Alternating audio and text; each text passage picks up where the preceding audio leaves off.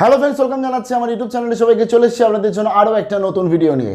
College ভর্তি 2023-2024 পরপর আপনাদের কাছে আপডেট শেয়ার করছি। নোটিফিকেশন থেকে শুরু করে 4 বছরের গ্র্যাজুয়েশনের গাইডলাইন্স, অন্যদিকে step by step form fill আপও আপনাদেরকে দেখিয়ে দিচ্ছি। এর মধ্যে সবথেকে ইম্পর্টেন্ট যেটা হচ্ছে কাট অফ, কারণ এটা নিয়ে প্রচুর কোয়েশ্চেন পেয়েছে এবং এটা নিয়ে একটু ক্লিয়ার ধারণা থাকা প্রয়োজন। আজকের এই ভিডিওটা কাট অফ নিয়ে শেয়ার করছি কলেজ অ্যাডমিশনে। যা নতুন এসেছে তাদের রিকোয়েস্ট করলাম প্লিজ সাবস্ক্রাইব করবেন, সঙ্গে থাকবেন সমস্ত আপডেটগুলো পাওয়ার জন্য। তো চলুন সরাসরি দেখে নিচ্ছি ভিডিওটা। ফার্স্ট অফ অল হচ্ছে কাট অফ মানে কি। অ্যাকচুয়ালি এটা আমি প্রচুর শুনেছি বা আপনারা অনেকে শুনেছেন যে কাট অফ একটা কলেজ ভর্তির জন্য কাট অফটা খুব গুরুত্বপূর্ণ। অ্যাকচুয়ালি কাট অফ মানে কি, হোয়াট ইজ কাট অফ, এটা ফার্স্ট অফ অল জানতে হবে। ধরুন আজকের আপনি কোনো কলেজে ভর্তি হলেন, এবার কোনো কলেজে ভর্তি হলো, এবার ধরুন কোনো কলেজে 1000 মাত্র সিট রয়েছে, সেক্ষেত্রে 5000 জন ফর্ম ফিল আপ করেছে। 5000 জনই তো চান্স পাবে না। প্রথম একটা ফার্স্ট লিস্ট আসবে এবং সেখানে আজকের একটা স্টুডেন্টসদের কিছু সংখ্যা আসবে এবং তাদের নম্বর পেয়েছে সেই নম্বরের এক্সপেক্টে একটা লিস্ট আসবে। এই লিস্টটাকে বলা হয় কাট অফ, অর্থাৎ যেটাকে বলা হয় হচ্ছে first list, second list, third list, এরকম করে যে আলাদা লিস্ট বেরোবে। এই লিস্টগুলো কীরকম আসবে সেটা আমি বলছি। এই লিস্টগুলো অনুযায়ী প্রত্যেকটা লিস্টে একটা করে কাট অফ আসবে, আর যত লিস্ট না বেরোবে তত কাট অফটা কমবে। অ্যাকচুয়ালি এটাই হচ্ছে কাট অফ, মানে আপনি যে নম্বরটা পেয়েছেন বেস্ট অফ 4-এ এবং তার সাথে আপনার যে সাবজেক্ট নিচ্ছেন যেটাতে অনার্স, বা কোনো জায়গাতে শুধু বেস্ট অফ 4-এর নাম্বার দেখছে, বা কোনো জায়গাতে অনার্সের নাম্বারটা দেখছে, প্লাস আবার কিছু রেসপেক্টিভ রিলেটিভ সাবজেক্টগুলোকেও দেখছে। তো এই যে সাবজেক্টগুলোর আপনি যে নম্বরটা পেয়েছেন উচ্চ মাধ্যমিক বা 12-এ, এই নম্বরটাকে একটা ক্যালকুলেশন করার একটা উপায় বলে দিয়েছে প্রত্যেকটা কলেজ। কিছু কলেজ বলে দিয়েছে যেমন ইংলিশকে রাখতে হবে সাবজেক্টের সাথে, তার সাথে বেস্ট অফ 4। কিছু কলেজ বলে দিয়েছে বেস্ট অফ 4-এর সাথে নেব আমি হচ্ছে শুধু সাবজেক্ট। কিছু কলেজ বলে দিচ্ছে না আমি ইংলিশের সাথে আবার ফিজিক্সকে দেখবো। লাইক আমি যেমন যদি আছে কেমিস্ট্রি অনার্স, এই ক্ষেত্রে কি দেখছে ফিজিক্স, কেমিস্ট্রি, ম্যাথ। লাইক যেমন কেমিস্ট্রি অনার্স, এই ক্ষেত্রে কী দেখছে ফিজিক্স, কেমিস্ট্রি, ম্যাথ 3টে নাম্বার দেখছে, প্লাস বেস্ট অফ 4-এর নাম্বার দেখছে। আবার এই ক্ষেত্রে ফিজিক্সের নাম্বারটা ধরুন 25%, কেমিস্ট্রি নাম্বারটা 50%, এইভাবেও ভাগ করা আছে। তাহলে এগুলোকে অ্যাকচুয়ালি কী বলে, এগুলোকে বলা হচ্ছে ইন্ডেক্স পয়েন্ট। এই ইন্ডেক্স পয়েন্টটা খুব ইম্পর্টেন্ট, এই ক্যালকুলেশনটা। আমি আমাদের যতগুলো কলেজ শেয়ার করেছি, যে কটা কলেজে ইন্ডেক্স পয়েন্টের ক্যালকুলেশন বলে দিয়েছে, আমি প্রত্যেকটা কলেজ শেয়ার করে দিয়েছি। ইভেন আমি এর পরবর্তীতেও আপনাদের কাছে আজকের পর থেকে এই সমস্ত ভিডিওগুলো নিয়ে আসবো, কারণ ফর্ম ফিল আপ শুধু করলে হবে না, আমাকে মাথায় রাখতে হবে ইন্ডেক্স ক্যালকুলেটরটা কীভাবে করছে, সিট কটা রয়েছে, কাট অফ কত নামতে পারে, তাতে আপনি নিজেই একটা আইডিয়া পেয়ে যাবেন। তো এই ইন্ডেক্স পয়েন্ট অনুযায়ী আপনার যে লিস্টগুলো বেরোচ্ছে আপনার নম্বর ওয়াইজ, এই নম্বরটা যখনই আপনি ফার্স্ট লিস্ট দেখবেন একটা অনেক বেশি কাট অফ থাকে, সেকেন্ড লিস্ট আর একটু কমে, থার্ড লিস্ট আর একটু কমে, এরকম করে 13 বা 14 লিস্টে গিয়ে আপনি দেখবেন একটা অ্যাভারেজ কাট অফে কিন্তু নেমেছে প্রত্যেকটি কলেজ। তো কীরকম হয় 2022 সাল থেকে সেগুলো শেয়ার করবো আজকের এই ভিডিওটায়। তো ফার্স্ট অফ অল তার মানে কাট অফটা সম্বন্ধে আমরা বুঝতে পারলাম যে কাট অফ মানে হচ্ছে আমি যে নম্বরটা পেয়েছি এবং সেই নম্বর অনুযায়ী কলেজে যে তাদের যে মেরিট লিস্ট আসবে বা মেধার যে লিস্ট আসবে, সেই লিস্টে আমার যে নম্বরটা আদৌ আসবে কিনা এটা একটা জানা। আর লিস্ট যাদের সব থেকে যেখানে বেশি লিস্ট, যেখানে যাদের বেশি নাম্বার, তাদের প্রথম দিকে আসবে। এবার হচ্ছে এক্সপেক্টেড কাট অফ। প্রথমত 2022 সালে আমি এই যে ইন্ডেক্স পয়েন্ট আপনাদের যেটা বললাম, এটা ক্যালকুলেশন করা খুব প্রয়োজন। প্রত্যেকটি কলেজে, যে সমস্ত কলেজে আপনি আবেদন করেছেন, এবং RJE থেকেও প্রচুর ভিডিও দেওয়া আছে, একটু ইন্ডেক্স পয়েন্টগুলো ক্যালকুলেশন করে নিন নিজে বাড়িতেই, তাহলে আপনি মোটামুটি বুঝে যাবেন যে আমার এই ইন্ডেক্স পয়েন্ট আমি আদৌ পাবো কি পাবো না। এবার ব্যাপার হচ্ছে এক্সপেক্টেড কাট অফ। দেখুন আরও কিন্তু সিলেক্ট করবো 55 to 70%, এরা কি অনার্স পাবে। আর একটা সিলেক্ট করবো হচ্ছে রাইট ডিসিশন কি আপনাকে নিতে হবে বর্তমানে।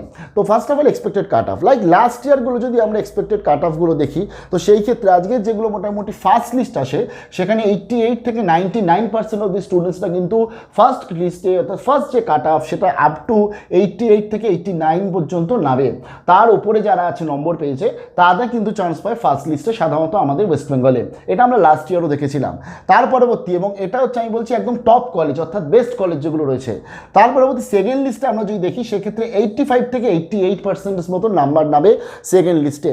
কখনো 86 থেকে 88 নামে, অর্থাৎ 86 থেকে 88-এর মতো এত পরিমাণে নম্বর থাকে, এত পরিমাণে স্টুডেন্টস থাকে। বিশেষ করে যখন আমি ওয়েস্ট বেঙ্গল বোর্ড, ISC, CBSEর সাথে আদার্স বোর্ডগুলো কম্পিট করছে, NIOS বোর্ডগুলো কম্পিট করছে, তো তখন আমরা গিয়ে দেখি কিন্তু এই 85 থেকে 88% সেকেন্ড লিস্ট মোটামুটি নামে ভালো, যেগুলো বড় কলেজে। থার্ড লিস্টে আমরা গিয়ে দেখি এখানে 80 বলা উচিত হবে না, 82 থেকে 85% মতন কিন্তু আপনার থার্ড লিস্টে নামে। এইবারে একটা স্টুডেন্ট যে ধরুন আজকে 79% মার্কস পেয়েছে বা 80% মার্কস পেয়েছে, সে যখনই এই থার্ড লিস্ট অবধি দেখবে, সে অধীর আগ্রহে বসে থাকে যে টপ কলেজটা আমি চান্স পাবো। সে এই থার্ড লিস্ট অবধি দেখে যখন দেখছে তার কাট অফ নামলো না, তার নামটা এলো না, তখন তাদের মন খারাপ হয়ে যায়। আমি বলবো এত তাড়াতাড়ি মন খারাপ করবেন না, কারণ এই থার্ড লিস্টটা কিন্তু আপ টু 14 মানে 14তম লিস্টও অবধিও নাবে। লাস্ট ইয়ার বেথুন কলেজ মনে হয় 13 কি 14তম লিস্ট অবধি নামিয়েছিল তাদের ফাইনালি অ্যাডমিশনের জন্য কাট অফ। তো তার ফলে এই কাট অফটা মোটামুটিভাবে আজকে অ্যাভারেজে যদি ধরি 75 to 79 এর কমে নাবে না সাধারণত টপ কলেজগুলোতে। যদি 75টা অনেকটা বললাম, তারও মানে বেশি হিসাব মতন 78 79 এরকম মোটামুটি আসে। একদম লাস্টের দিকে গিয়ে আমরা যদি দেখি আজকে যে সমস্ত টপ কলেজগুলো রয়েছে সেখানে মোটামুটিভাবে 75 76 যারা আছে তারাও চান্স পেতে পারে, কিন্তু এক্সেপশনাল কেসে আমি এটাই বলছি। আর অনেক জায়গা হচ্ছে টপ কলেজে এই যে ধরুন যে 88 থেকে 99 নাম এসছে, এর ধরুন আজকের আমি জাস্ট একটা জেনারেল হিসাব বলছি, ধরুন আজকে ক্যালকাটা ইউনিভার্সিটির বেথুনেও চান্স পেলো, অন্যদিকে লেডি ব্রামনে চান্স পেলো। ধরুন সে ইংলিশ অনার্স করতে চায়, তো টপ অফ দ্য কলেজ যেমন ইংলিশ অনার্সের জন্য একটা হচ্ছে বেথুন কলেজ রয়েছে, একটা হচ্ছে আমাদের লেডি ব্রাহ্মণ রয়েছে, অন্যদিকে লরেটো তার তো ফর্ম ফিল আপ কমপ্লিট হয়ে গেছে, মেরিট লিস্ট চলে এসছে। তো এরকম যে কলেজগুলো আছে আজকে আশুতোষ রয়েছে, তো এই সমস্ত কলেজ যেখানে ইংলিশটা খুব ভালোভাবে পড়ানো হয়, ডিপার্টমেন্ট খুব ভালো, আরও প্রচুর কলেজ আছে আমাদের কলকাতা বিশ্ববিদ্যালয় অধীনস্থ বা অন্যান্য স্টেটে আমাদের স্টেটের যে অন্যান্য বিশ্ববিদ্যালয়ের মধ্যে কলেজগুলো রয়েছে। তো ধরুন কেউ আজকে বেথুনে চান্স পেয়ে গেল, কিন্তু তার টার্গেট লেডি ব্রাহ্মণ, এবার সে কিন্তু আজকে যেই আজকে ফার্স্ট লিস্টে অ্যাডমিশনের জন্য চান্স পেলো, মেবি সে অ্যাডমিশন নিয়ে নিল, গট অ্যাডমিটেড, পরবর্তী সে দেখলো সে লেডি ব্রাহ্মণে চান্স পেয়ে গেছে, লেডি ব্রাহ্মণে যেই দেখলো চান্স পেয়েছে সে সঙ্গে সঙ্গে বেতন থেকে সুইচ করে লেডি ব্রাহ্মণে চলে আসবে। আর এই যে অ্যাডমিশনের জন্য সে ধরুন 5,000 টাকা পেমেন্ট করেছিল যেটা লেডি ব্রাহ্মণকে, এই টাকাটা তো সে রিফান্ড পেয়ে যাবে। এর নিয়ম কি আমি বলে দেবো আপনাদেরকে। তো তার ফলে এইখানে এই যে বেতনের তাহলে সিটটা কিন্তু আমার ভ্যাকেন্ট রয়ে গেল, মানে বেতন থেকে যেই সে লেডি ব্রাহ্মণে এলো, তাই ফার্স্ট লিস্টে আজকে কিন্তু সবাই ভর্তি হয় না, তাই জন্য এই লিস্টটা কিন্তু 12-13 অবধি মোটামুটি যায়। এবার যদি চলে আসি একটু মিডিওকার কলেজ যেগুলো রয়েছে বিশেষ করে সেই সমস্ত কলেজ বা একটু নন পপুলার কলেজ, দেখুন আজকে মিডিওকার কলেজেও আপনি বা নন পপুলারও 80 to 95% পাবেন আপনি কাট অফ। কেন বলছি এত কাট অফ, কারণ আজকের এতে প্রথমত কলেজে আপনি যতগুলো ইচ্ছা ফর্ম ফিল আপ করতে পারেন, যেটা আমি অলরেডি ভিডিওতে আপনাদের বলেছি। তো এখানে আজকে যে 95% মার্কস পেয়েছে সেই মিডিওকার এবং তার সাথে অ্যাভারেজ বা নন পপুলার কলেজগুলোতেও অ্যাপ্লাই করে তারা, কিন্তু তারা ভর্তি হয় না, তারা কিন্তু টপ কলেজগুলো ভর্তি হওয়ার জন্য টার্গেট রাখে।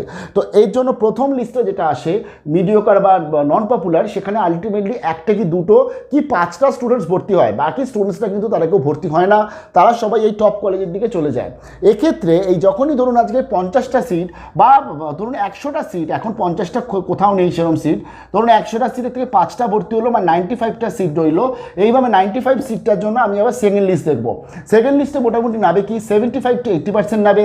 থার্ড লিস্টে গিয়ে আপনি দেখবেন 70 to 71 থেকে 75% মতো নেবে যায় মিডিওকার বা নন পপুলার কলেজগুলো।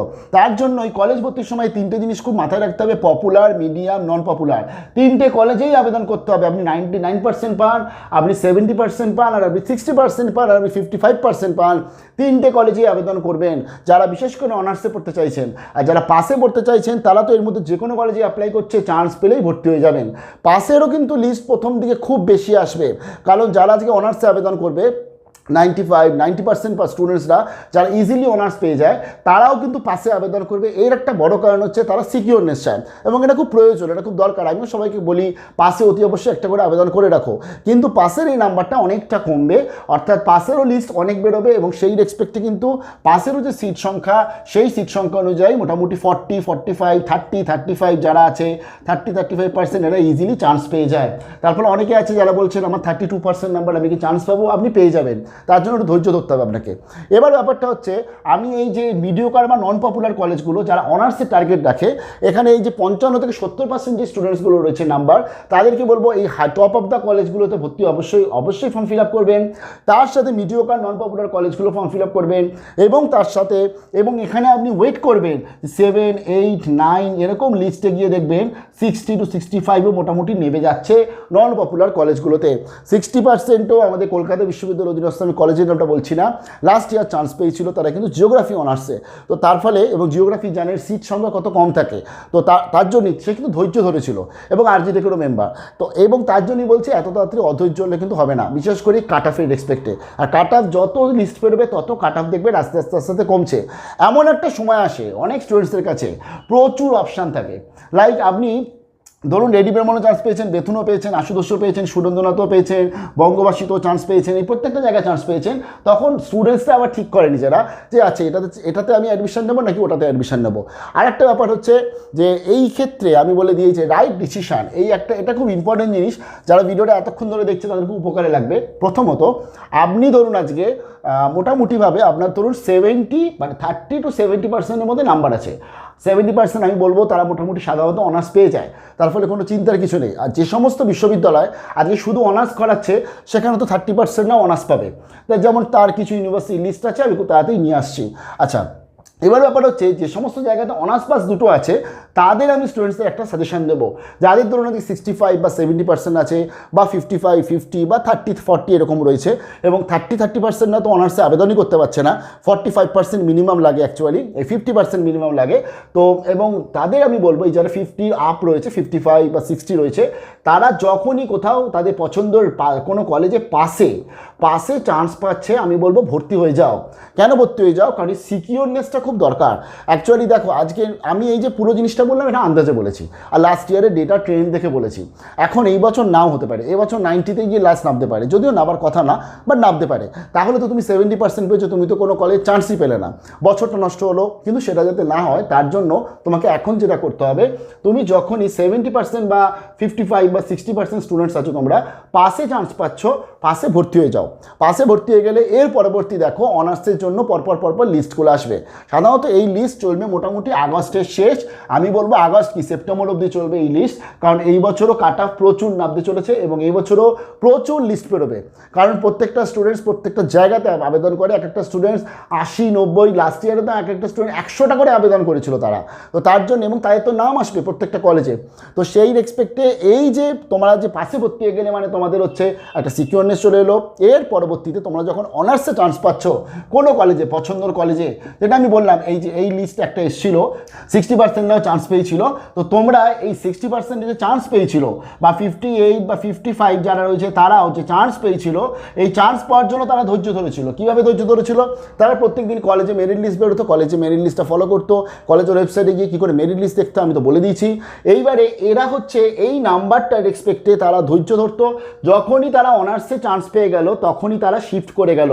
এই যে পাস থেকে অনার্সে কী করে শিফট করতে হয় সেটা আমি আপনাদের কাছে শেয়ার করে দেবো, এবং অনার্স থেকে পাসেও কী করে শিফট করা যায় সেটা আমি আপনাদের কাছে শেয়ার করে দেবো একটা ডিটেল ভিডিওতে, যদি দরকার পড়ে কমেন্ট সেকশনে জানাবেন। তো তার জন্যই আমার প্রথমত এক্সপেক্টেড কাট অফ আমার এরকম নাম্বার অনুযায়ী আসবে, প্রথমেই ঘাবড়াবো না আমরা।